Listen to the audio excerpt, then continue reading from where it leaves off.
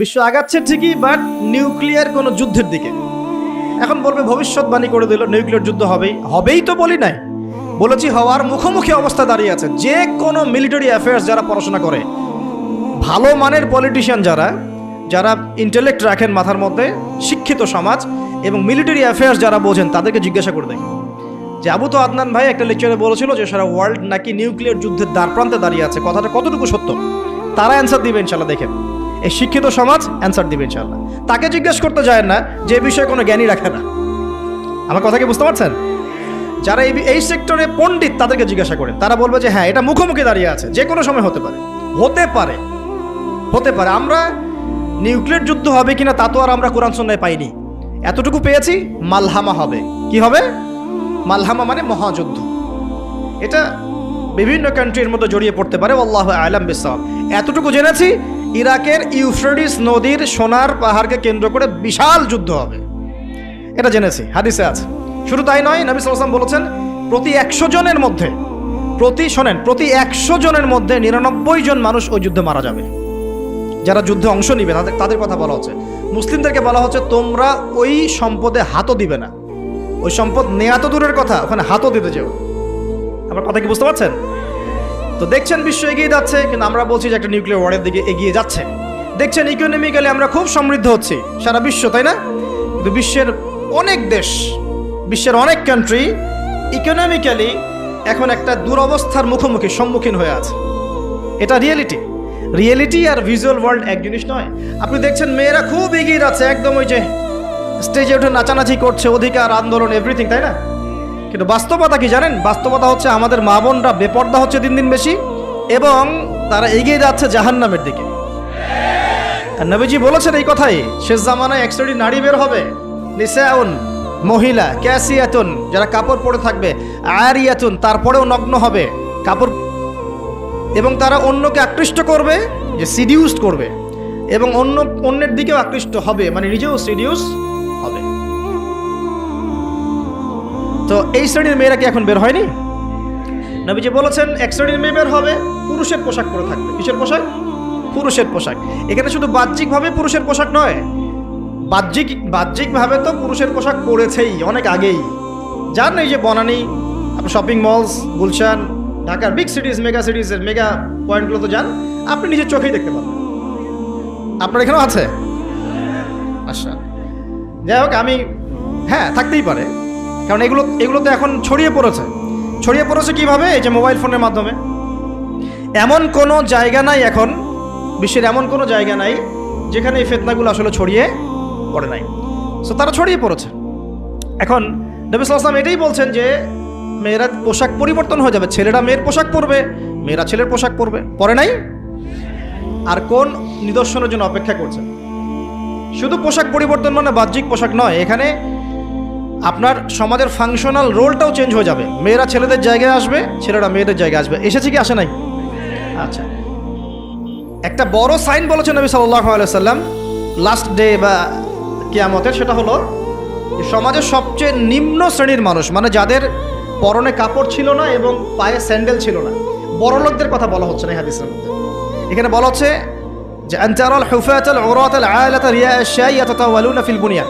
এখানে এমন মানুষের কথা বলা হচ্ছে যারা নগ্ন পদের, খালি পায়ের, স্যান্ডেল কেনার টাকা নাই, খালি গায়ের মানে কাপড় কেনার টাকা নাই, এবং রাখাল শ্রেণীর মানুষ। তারা কি করবে? ইয়াতাতাওয়ালুনা ফিল বুনিয়ান, উঁচু উঁচু কনস্ট্রাকটিভ বিল্ডিংস নির্মাণের প্রতিযোগিতা করবে। হয়েছে কি হয়নি? কিভাবে সম্ভব হলো? রিবা, সুদের মধ্য দিয়ে, এবং করাপশন, অন্যের সম্পদ আত্মসাতের মধ্য দিয়ে। হয়েছে কি হয় নাই? তো আর কোন নিদর্শনের জন্য অপেক্ষা করছে? একটা একটা করে বলতে গেলে সারা রাত চলে যাবে। মূল কথা হচ্ছে ফিতনাময় পরিবেশের মধ্যে, যেখানে এরকম দাজ্জালীয় সবকিছু দেখা যায়, আপনার বাইরের চোখ দিয়ে না দেখে ভিতরের চোখ দিয়ে বুঝতে হবে, তখন দেখবেন এখানে বাস্তবতা এবং ভিজুয়াল ওয়ার্ল্ডের মধ্যে আকাশ পাতাল পার্থক্য আছে। আপনি দেখছেন হ্যাঁ মেয়েরা এগিয়ে যাচ্ছে, আমরা বলছি বাস্তবতা হচ্ছে মেয়েরা জাহান্নামের দিকে যাচ্ছে এগিয়ে। আপনি দেখছেন যে হ্যাঁ খুব সুন্দর ইকোনমিক প্রোগ্রেস, আদতে কি হচ্ছে? আদতে পুরো ইকোনমিক স্যাংশনের মধ্যে আমরা পড়ে আছি, অবস্থা খারাপ। আপনি দেখছেন সারা ওয়ার্ল্ড খুব এগিয়ে যায়, মঙ্গলে, চাঁদে কি একটা অবস্থা, কিন্তু আদতে কি হচ্ছে? পুরো কিয়ামতের দিকে বিশ্ব এগিয়ে যাচ্ছে। দেখছেন মুসলিম উম্মাহ খুবই নারায়ে তাকবীর আল্লাহু আকবার একদম, তাই না আমাদের অবস্থা? কিন্তু বাস্তবতা কি? বাস্তবতা হচ্ছে পুরো বিশ্ব জুড়ে মুসলিমদের এখন একটা অধঃপতনের সময় চলছে প্রতিটা সেক্টরে। এটা সেই যুগ না যেটাতে ওমর রাদিয়াল্লাহু আনহুর যুগে আমরা বসে পুরো বিশ্ব শাসন করতাম, সেটা কি এই যুগ? এই যুগ নয়। বরং নবীজি বলছেন বাদা আল ইসলামু গরিবান ওয়া সায়াউদু কামা বাদা। ইসলাম শুরু হয়েছিল অপরিচিতভাবে, গরীবভাবে, ওয়া সায়াউদু কামা বাদা, এবং আবার শীঘ্রই সে সেই অপরিচিত জায়গায় ফিরে আসবে। অপরিচিত জায়গায় ফিরে আসবে, গরীব জায়গায়। আপনি পরিবার ইসলাম পালন করতে যান, পরিবারের মধ্যে আপনি গরীব হয়ে যাবেন, অপরিচিত হয়ে যাবেন। সমাজে পালন করতে যান, আমি কোন ইসলামের কথা বলছি? ওই গোলালু মার্কা ইসলাম না, যেটা সব তরকারিতেই চলে, ওটার কথা বলছি না।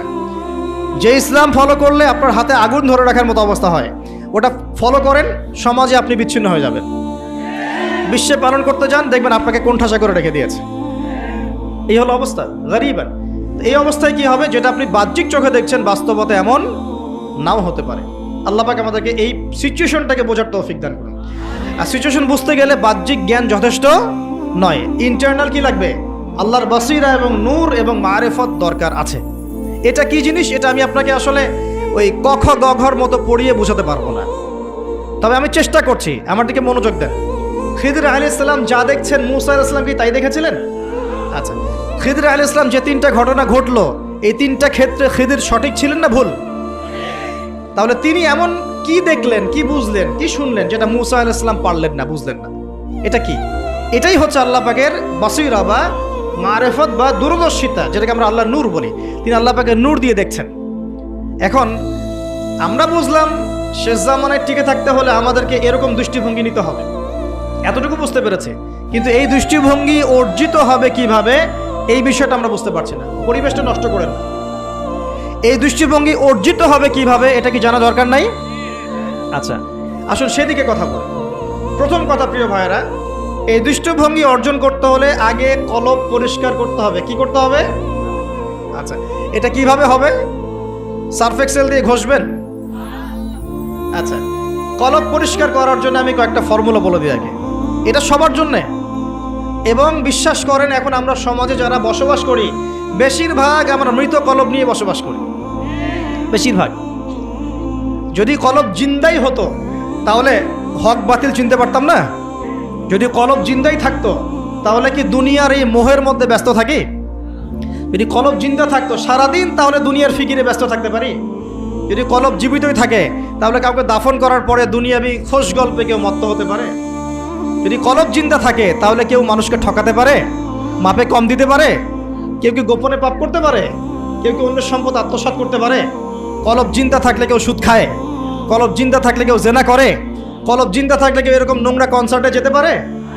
অতএব বুঝতে পারছি এইসব পরিস্থিতি দেখে যে আমাদের বেশিরভাগের কলব কি? মৃত, নিঃসন্দেহে মৃত, কোনো সন্দেহ নাই। নবী সাল্লাল্লাহু আলাইহি ওয়াসাল্লাম বলছেন, যখন আদম সন্তান একটা পাপ করে তখন কলবের মধ্যে একটা স্পট বা দাগ পড়ে, কালো একটা স্পট বা দাগ পড়ে। আবার যদি গুনাহ করে আবার স্পট পড়ে, আবার দাগ পড়ে, আবার গুনাহ করে আবার স্পট পড়ে। গোনার উপর গোনা করতে থাকে, পুরো কলবটা কালো কুচকুচে কুচ্ছিত হয়ে যায়, দুর্গন্ধযুক্ত। অনেস্টলি বলেন তো দেখি, অনেস্টলি বলেন যে আমাদের কলবগুলো এখন এরকম না? আমরা কন্টিনিউয়াসলি পাপ করি না? কতবার দিনে আস্তাগফিরুল্লাহ ওয়া আতুবু ইলাইহি পড়ি, কতবার? নবী সাল্লাল্লাহু আলাইহি ওয়াসাল্লাম এমন একজন ব্যক্তি যার আগের গুনাহ মাফ, পরের গুনাহ মাফ, তারপরেও তিনি দিনে 100 বার বলতেন আস্তাগফিরুল্লাহ ওয়া আতুবু ইলাইহি। কলব পরিষ্কারটা সবচেয়ে ইম্পর্টেন্ট জিনিস। এখন মানুষ বলতে পারে সুফিজমের আলোচনা করছে। হ্যাঁ, সুফিজমের আলোচনা করছি কিনা তা জানি না, তবে আমি আল্লাহর ইহসান নিয়ে কথা বলছি। কি নিয়ে কথা বলছি? হাদিসে জিবরিলের মধ্যে 4টা প্রশ্ন করা হচ্ছে। কটা প্রশ্ন? 4টা। তার মধ্যে একটা প্রশ্ন হচ্ছে আখবিরনি আনিল ইহসান, হে মুহাম্মদ সাল্লাল্লাহু আলাইহি সাল্লাম, আমাকে ইহসান সম্পর্কে বলুন। জিবরাইল আলাইহিস সালাম প্রশ্ন করছেন। কে প্রশ্ন করছেন? ইহসান কি? নবী সাল্লাল্লাহু আলাইহি ওয়াসাল্লাম বলেন, আনতা আবুদাল্লাহ কাআন্নাকা তারাহ, তুমি এমন ভাবে আল্লাহর ইবাদত করবে যেন তুমি আল্লাহকে দেখতে পাচ্ছো। ওয়া ইল্লাম তাকুন তারাহু ফাইন্নাহু ইয়ারাক, তুমি যদি আল্লাহকে দেখতে নাও পারো, জেনে রাখবে যে আল্লাহ পাক তোমাকে দেখছেন। এই ফিলিংসটা মানুষের মধ্যে থাকলে কি মানুষ পাপগুলো কন্টিনিউয়াসলি করতে পারে? যদি পাপ হয়েও যায় সে তো তওবা করে ফিরে আসবে, তাই নয় কি? আচ্ছা, এখন দেখুন কি করতে হবে। এক নাম্বার বলছি যে অন্তরটাকে পরিচ্ছন্ন করতে হবে। পরিচ্ছন্ন করার জন্য প্রথম কাজ কি?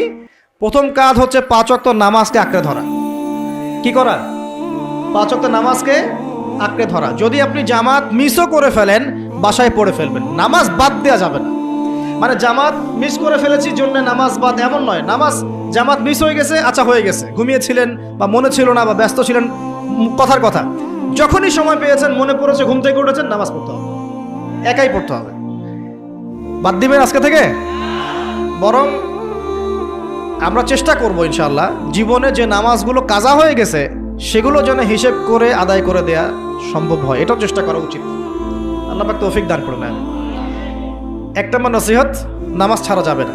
কারণ একটা হাদিস যথেষ্ট। নবী সাল্লাল্লাহু আলাইহি ওয়াসাল্লাম বলেছেন যে মান তারাকা সালাতান মুতাআম্মিদান ফাকাদ কাফারা, যে ব্যক্তি ইচ্ছাকৃতভাবে নামাজকে ছেড়ে দিল সে ব্যক্তি যেন কুফরি করলো। কি করলো? কুফরি করলো।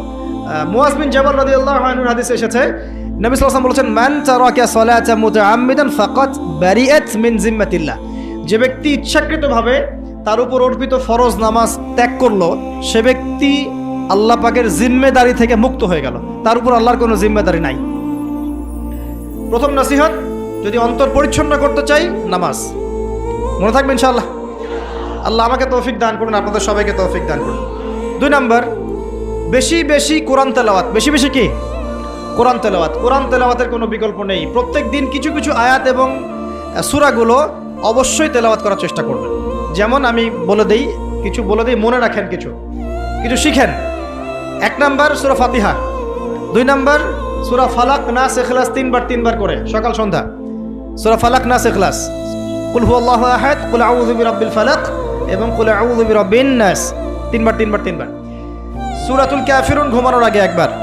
সূরা হাশরের শেষ 3 আয়াত, সূরা বাকারার শেষের 3 আয়াত, ঠিক আছে?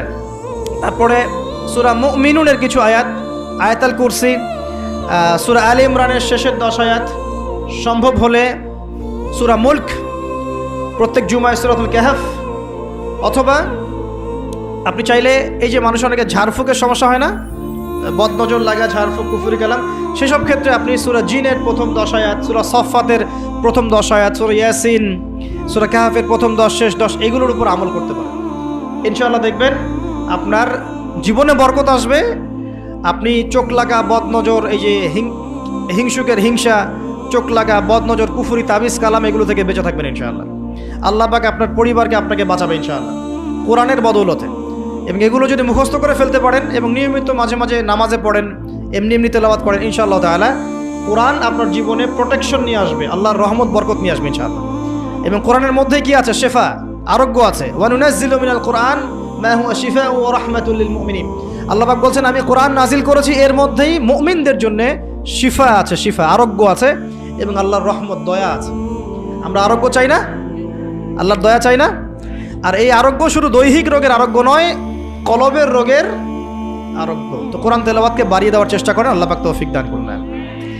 আর যদি পসিবল হয়, আল্লাহ পাক যদি আরো ফুরসত দেন, তৌফিক দেন, প্রত্যেক দিন 1 ঘন্টা করে 1 পারা কোরআন তেলাওয়াত করবেন। পারবেন ইনশাআল্লাহ? আল্লাহ আমাদের সবাইকে তৌফিক দান করুন। এরপর কি? বেশি বেশি আল্লাহর জিকির। 1 নম্বর কি বলেছি? সালাত। 2 নম্বর কোরআন তেলাওয়াত। 3 নম্বর হচ্ছে আল্লাহর জিকির। বেশি বেশি আল্লাহর জিকির। আল্লাহর জিকির মানে শুধু আল্লাহ আল্লাহ এটাকে বোঝাচ্ছি না আমি।